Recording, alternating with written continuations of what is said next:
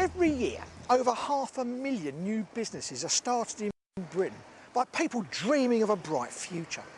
Sometimes they've invested their life savings, but burglars couldn't care less about that. All they're interested in is easy cash. On an industrial estate in the town of Totton, there's an e-cigarette business that was sparked off 4 years ago by owners David and Sue, who are starting a new life together. They met while doing the school run with their children from previous marriages. I'll get on and find out. This would never have happened if me and David hadn't met each other. We sort of kind of just gelled, you know, from day one. Their friendship soon grew into romance. But there was one thing about Sue that David found, well, a bit of a drag. I used to go outside and smoke cigarettes or my roll-up, and I used to feel so guilty coming back in smelling of cigarettes, you know, David not being a smoker. Sue decided she wanted to give up smoking, so David suggested e-cigarettes, which deliver nicotine via a vapour, which is safer than smoke. Though it's not as good as giving up completely, Sue was convinced it was better than the alternative. It's a good thing. Hair, skin, body, everything, you name it. It's better. Sue's positive experience ignited an idea in David. This is a great invention. It's changing your life. We need to help other people do the same. So Sue and David decided to open an e-cigarette shop together. I've helped my friends, I've helped family members, and it's just incredible when you get them off the cigarettes. It just means the world. But one weekend, David and Sue's business attracts some visitors who aren't looking to give up smoking. They're looking to steal some cash. It's a Sunday afternoon in the spring. Their store's closed and David's at home with Sue preparing lunch when the phone rings. It's a security monitoring station calling to say they've received a signal from the shop's burglar alarm.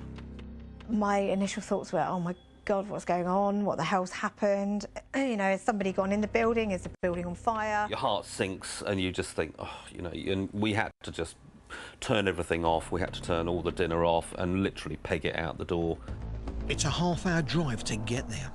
We were both nervous to see what we were going to find. What destruction are you going to walk into?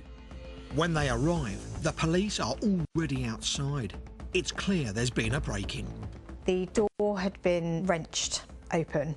Walking in, there was just a mess everywhere.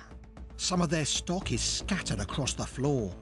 It was a horrible sinking feeling, you know, it's like somebody's entered your house and stolen things. Because it is our second home, and it's not nice. The shop's in such disarray, they're not sure what's missing. So David and a police officer go through the security camera recording to see if it provides any clues. We looked at the CCTV and we could see exactly what was going on, and it just literally spooled out for an hour and a half. They see 3 men walk into the industrial estate. They start to glove up here and put their hoods on. The men walk up to the shop, and it soon becomes clear these are not the smartest criminals in town. This guy here looks at the camera and then suddenly goes, oh, and then he points it out. If that would have been me at that point, I think I would have just left the scene. The trio don't seem to have a specific aim at this point. They have a look at the van here.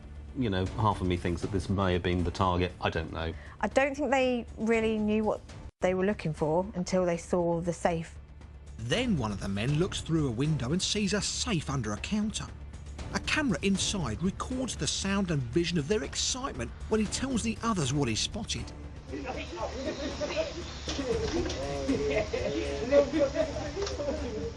They act like they've hit the jackpot, leaping around and fist bumping each other, and yeah.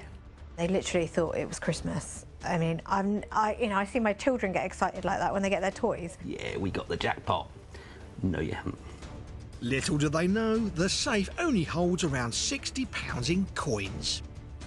So now the planning begins. Planning might be overstating it.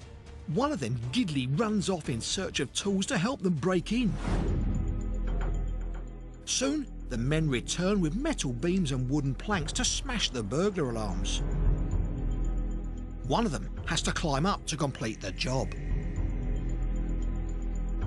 They then run off with the boxers. The alarm would be triggered. Let's get out of here. Let's see if anybody turns up. But nobody does turn up. And so later the men return with a crowbar. And this was when they finally did the deed. They lever open the door. And the problem is, you know, breaking through a door is one thing, but the damage they caused to the framework, it meant the whole lot had to come out. The building's internal alarms are triggered, so the burglars race to the safe. They literally leap over the counter, straight down to the safe. Grabbed a few bits and pieces, shoved it in his pockets. We'll have that, we'll have that. The men are in the building for less than 90 seconds, but that's long enough to cause an enormous amount of damage. To add insult to injury, on the way out, one of the clowns, he literally got the crowbar and he ripped the keypad off the wall and walked off with it, which meant we couldn't set the alarm. With only £60 in the safe, the burglars have managed to steal just £20 each. Doesn't really add up when the damage they caused was about £4,000 worth of damage. And the way we feel, you know, how we feel inside being violated like that. It's crazy, it's crazy. Because they can't reset the alarm, Sue insists on staying the night at the shop. They block the broken door with a van and David goes home to be with the children. I was like, you go, I'm staying. He wasn't happy about that, but that's what happened. The next day, David goes back through the footage with a forensic officer to look for evidence. The burglars had worn gloves and left no fingerprints or DNA inside the building, and their faces were never identifiable. But the officer still analyses the recording closely. One lad made a bit of a boo-boo. There was one point on the window ledge that he'd actually grabbed hold of whilst ripping the alarm box off the wall. Even though he was wearing gloves, it turns out the burglar might still have left some of his DNA on the ledge.